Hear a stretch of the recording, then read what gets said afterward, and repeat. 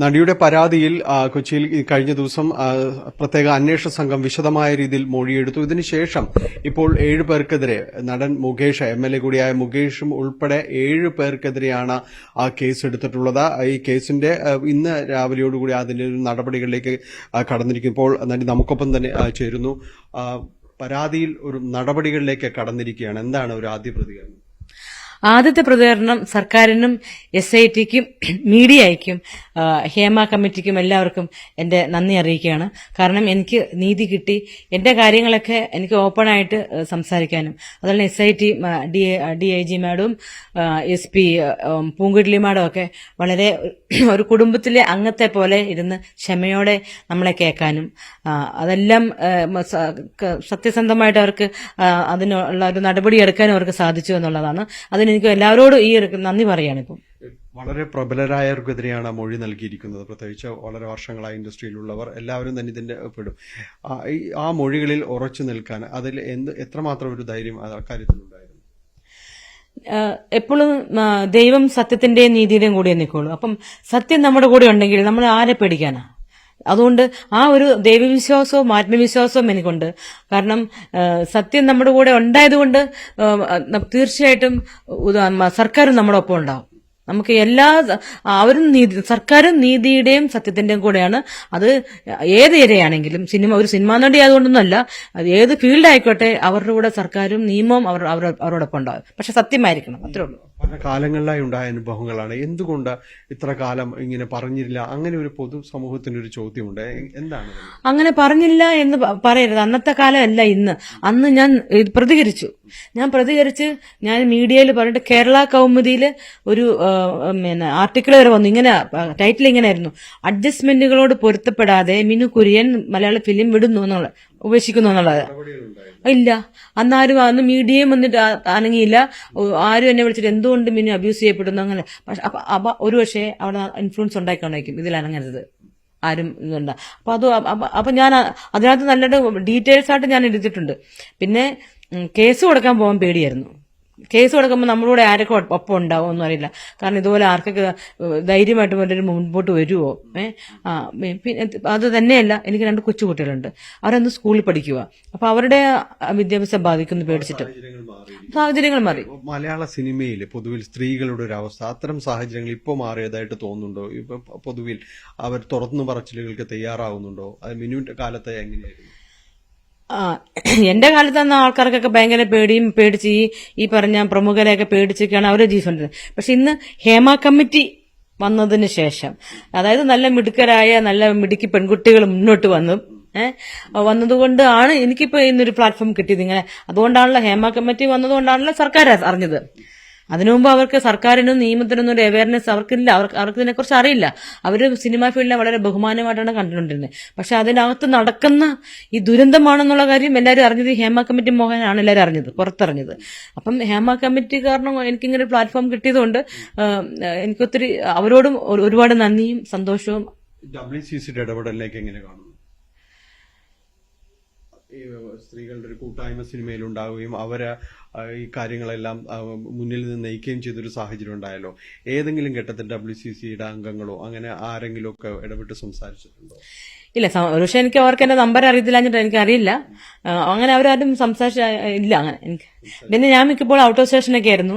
ഒരു വലിയൊരു ഗ്യാപ്പ് എനിക്കുണ്ടായിരുന്നു. വലിയ രീതിയിൽ ഭീഷണിയോ അങ്ങനെയൊക്കെ നേരിട്ട് വന്നിട്ടുണ്ടോ? ഇല്ല. പിന്നെ 86 മിസ് കോളൊക്കെ ഇങ്ങനെ കിടപ്പുണ്ട്. അത് ആരെ വിളിച്ചതെന്ന് എനിക്കറിയില്ല. എനിക്ക് സമയമില്ലായിരുന്നു, ഫോൺ സൈലന്റ് ആക്കി വെച്ച്. ഇങ്ങനെ മീഡിയയിൽ അതുകൊണ്ടേ. ഈ കേസിലേക്ക് നേരിട്ടിറങ്ങുമ്പോൾ ഏതെങ്കിലും രീതിയിൽ പേടി തോന്നുന്നുണ്ടോ? ഒരിക്കലും പേടി തോന്നത്തില്ല. കാരണം എന്നറിയോ, സത്യം നമ്മുടെ കൂടെയാണെങ്കിൽ സത്യം നമ്മുടെ കൂടെയാണെങ്കിൽ ദൈവം നമ്മുടെ കൂടെയാ, അല്ലേ? അപ്പൊ പേടിക്കണം. ആരെങ്കിലും പേടിക്കേണ്ട ആവശ്യമുണ്ടോ? അതാണ് ഓരോരുത്തരും വിശ്വസിക്കുക. നിങ്ങളുടെ കൂടെ സത്യമുണ്ടെങ്കിൽ നിങ്ങൾ ഒരു പുല്ലിനെയും പേടിക്കേണ്ടെന്നാണ് ഞാൻ പറയുന്നത്. ധൈര്യമായിട്ട് ഇറങ്ങിക്കോ. നിങ്ങളെ ആർക്കും തകർക്കാൻ പറ്റില്ല, നിങ്ങളെ രോമത്തെ തൊടാൻ പറ്റില്ല. ഇപ്പോൾ ഈ സ്ത്രീകൾക്ക്, പ്രത്യേകിച്ച് മലയാള സിനിമയിൽ നിൽക്കുന്ന സ്ത്രീകൾക്ക്, അവർക്കൊരു പൊതുവിലൊരു ധൈര്യം പകരുന്നതായിട്ട് സ്വയം തോന്നുന്നുണ്ടോ? അതുകൊണ്ട് ഇപ്പൊ ഒരുപാട് പേര് ഇപ്പൊ മുൻപോട്ട് വരുന്നുണ്ടല്ലോ. ഒത്തിരി പേര് പലരും ചിലപ്പം അവരുടെ ഫാമിലി ചിലപ്പോൾ സപ്പോർട്ട് ചെയ്യുന്നില്ലായിരിക്കും. എന്നാലും നിങ്ങൾക്ക് ഇനി അങ്ങനെ മീഡിയ എല്ലാവരും അറിയും നാണക്കേടാകുമോ? നമ്മുടെ സമൂഹം, കേരള സമൂഹം കുറച്ചുകൂടെ മാറാനുണ്ട്. കാരണം ഇത് ലൈഫിനെ നമ്മൾ പ്രാക്ടിക്കലാക്കി എടുക്കണം. നാളെ നമ്മുടെ കുട്ടികൾക്കോ, നമ്മുടെ പെൺകുട്ടികൾക്കോ, നമ്മുടെ ഭാര്യമാർക്കോ, നമ്മുടെ പെങ്ങന്മാർക്കോ ഒക്കെ വരാം. അതുകൊണ്ട് ഒരു ഇരയായ കാരണം അവളെ എല്ലാവരും ഐസൊലേറ്റ് ചെയ്യുക, ഒറ്റപ്പെടുത്തുകയല്ല ചെയ്യേണ്ടത്. ഇവളുടെ അത്ര ശരിയല്ല, അങ്ങനെയല്ല. ആ ഇരയുടെ കൂടെ നിൽക്കാൻ നമ്മുടെ കേരള സമൂഹത്തിന് സാധിക്കണം. ആരെങ്കിലും പിന്തുണ പ്രഖ്യാപിച്ചു ഇതുവരെ വിളിച്ചിട്ടുണ്ടോ മലയാള സിനിമയിൽ ആരെങ്കിലും? മലയാള സിനിമയിൽ ആരും വിളിച്ചിട്ടില്ല. പിന്നെ മീഡിയയിൽ സപ്പോർട്ട് ചെയ്തിട്ടുണ്ടായിരുന്നു. അത് എല്ലാവരും അങ്ങനെ വിളിച്ചിട്ടില്ല. ഇനിയിപ്പോ കേസിന്റെ നടപടി, രഹസ്യമൊഴി അടക്കം രേഖപ്പെടുത്തുന്നു, അത്തരം കാര്യങ്ങളിലേക്കാണ്. അത് ഇതിന്റെ പ്രൊസീജിയറാണല്ലോ. ഇങ്ങനെ ഒരു കേസ് എടുത്തു കഴിയുമ്പോൾ തീർച്ചയായിട്ടും അതിന്റെ എല്ലാ പ്രൊസീജിയറിനോടും എനിക്ക് സഹകരിച്ചേ പറ്റത്തുള്ളൂ. ഞാൻ സഹകരിക്കണം. അപ്പോൾ കാരണം അതിന് ഉള്ള സാവകാശം നമ്മൾ അവർക്ക് കൊടുക്കണം, അല്ലെ? നിയമത്തിന് കൊടുക്കണം. ഈ ആരോപണം ഉയർത്തിയവർ ഏതെങ്കിലും ഘട്ടത്തിൽ ഒരു ഭീഷണി, അതായത് പ്രത്യേകിച്ച് മുകേഷ്, നടൻ ജയസൂര്യ, അങ്ങനെ ഒത്തിരി പേരുണ്ടല്ലോ, പിന്നീട് എപ്പോഴെങ്കിലും ഈ പരാതിയുമായി പോകരുന്നു, അങ്ങനെ എന്തെങ്കിലും പറഞ്ഞിട്ടുണ്ടോ? ആരാണ്ട് എനിക്ക് ഒരു മെസ്സേജ് അയച്ചിട്ടുണ്ടായിരുന്നു ഫേസ്ബുക്കിൽ നിന്ന്, ഇടി കോപ്പയെന്ന്. അത് ഞാൻ ഫേസ്ബുക്കിൽ ഇട്ടിട്ടുണ്ട്. കേസ് സത്യമല്ലെങ്കിൽ നിന്നെ ഇതാക്കും എന്നുള്ള രീതിയിൽ. അപ്പൊ സത്യമായെന്ന് മനസ്സിലായില്ല, ബോധ്യമായില്ല അവർക്ക്. കയ്യിലുള്ള ഏതെങ്കിലും രീതിയിലുള്ള തെളിവുകൾ, അത്തരം കാര്യങ്ങളല്ലേ എന്നുള്ള അന്വേഷണ സംഘത്തിന് കൈമാറിയിട്ടുണ്ടോ? അങ്ങനെ എന്തെങ്കിലും നൽകാനുണ്ടെങ്കിൽ? ഭീഷണിയുടെയോ? അല്ലെങ്കിൽ നമ്മുടെ ഈ അനുഭവങ്ങളുടെ അതിനെപ്പറ്റി ഒന്നും വലിയ ഡോൺ വെറി മിനു, ഒന്നിനെ കുറച്ച് വിഷമമാണ്, ഞങ്ങളുണ്ട് മിനുന്റെ കൂടെ.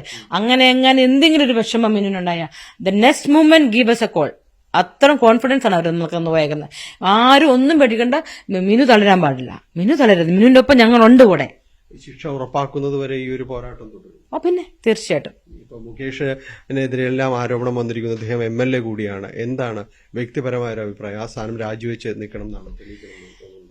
ഞാൻ പറഞ്ഞ ഇങ്ങനെ ഞാൻ മാത്രമല്ലല്ലോ അദ്ദേഹത്തിനെ കുറിച്ചുള്ള പറഞ്ഞേക്കുന്നത്. അദ്ദേഹത്തിന്റെ സ്വന്തം ഭാര്യ തന്നെ ഗർഭിണിയായ അയാളുടെ വയറ്റിൽ ചവിട്ടുന്ന ആ ചേച്ചി തന്നെ പറഞ്ഞ് കരഞ്ഞിട്ട് പോലും ആൾക്കാർ കുലുങ്ങിയില്ല. എന്നിട്ടും ആണ് അദ്ദേഹത്തെ പിടിച്ച് MLA ആക്കിയത്.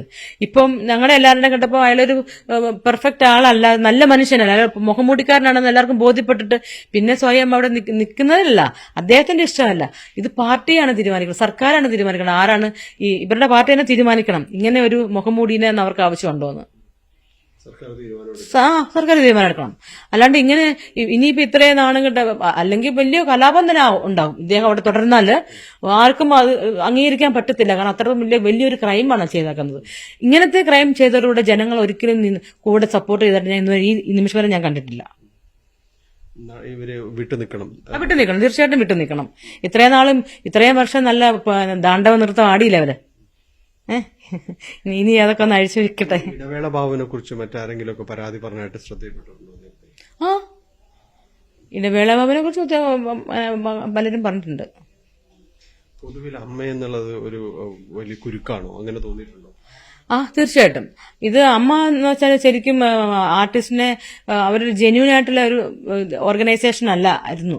അതുകൊണ്ട് തന്നെയാണല്ലോ ഗായത്രി വർഷ ആദ്യം മെമ്പർഷിപ്പ് എടുത്തിട്ട് അതേ വർഷം തന്നെ റിസൈൻ ചെയ്യണമെങ്കിൽ ഷീസ് എ ജെന്യൂൻ ലേഡി കേട്ടോ. എല്ലാം വളരെ ധൈര്യമായിട്ട് തുറന്നു പറയാൻ നല്ല കഴിവുള്ള സ്ത്രീ തന്നെയാണ്. നല്ല തന്റെ അങ്ങനെ വേണം, പെണ്ണുങ്ങളായ അങ്ങനെ തന്റെ വേണം. I really appreciate Har. അപ്പം അത് അവിടെ തന്നെ നമുക്ക് മനസ്സിലാക്കണം. ഇവര് ശരി വേറൊന്ന് എന്തെല്ലാം പ്രശ്നങ്ങൾ നമ്മുടെ സിനിമ ഫീൽഡിലുണ്ടായി. സിനിമ ഫീൽഡ് ഉണ്ടായിട്ട് ഈ അമ്മ എന്ന ഒരു ഓർഗനൈസേഷൻ എന്താണ് അവർ ചെയ്തത് നമ്മൾ എല്ലാവർക്കും അറിയാമല്ലോ. ആരും ഒന്നും മിണ്ടുന്നില്ല. ഇപ്പം പ്രസിഡന്റ് ലാലേട്ടനാണെങ്കിൽ തന്നെ ഒരു പ്രതികരണമില്ല. അങ്ങനെ പ്രതികരിക്കാൻ ഒരു ബുദ്ധിമുട്ടാണെങ്കിൽ എന്ത് ചെയ്യണം? ന്യൂജനെ അപ്പം നല്ല കഴിവും നല്ല സാമർത്ഥ്യവും തന്റെ ഇടത്തോടെ പ്രതികരിക്കാൻ കഴിവുള്ള പൃഥ്വിരാജ് അല്ലേ, പൃഥ്വിരാജിനെ പ്രസിഡന്റ് ആക്കണം. അതുപോലെ തന്നെ ഗായത്രി നല്ല സംസാരിക്കാൻ കഴിവുള്ളൊരു സ്ത്രീയാണ്. അവരൊക്കെയാണ് പക്വതയുള്ളവരാണ് ആക്കേണ്ടത് അല്ലേ. അപ്പൊ പ്രശ്നങ്ങളെ സോൾവ് ചെയ്യാൻ ഇവർക്ക് സാധിക്കും. പരാതിയിലെ തുടർ നടപടികളിൽ രഹസ്യമൊഴി ഉൾപ്പെടെയുള്ള കാര്യങ്ങളുമായിട്ട് മുന്നോട്ട് പോകും. നമുക്ക് സർക്കാരും നമ്മുടെ നിയമവും നിങ്ങൾ മീഡിയയും നമ്മളോടൊപ്പം. നമ്മൾ പിന്നെ എന്ത് പഠിക്കാനാ? അതിലുപരി ദൈവം കേട്ടോ.